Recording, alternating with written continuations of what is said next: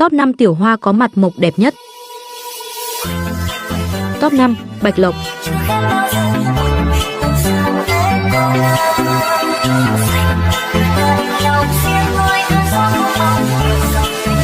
Top 4. Ngu Thư Hân.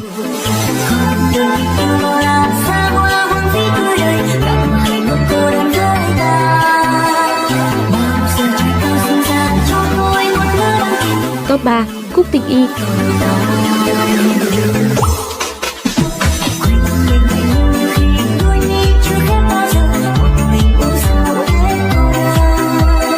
Top 2. Điền Hy Vi.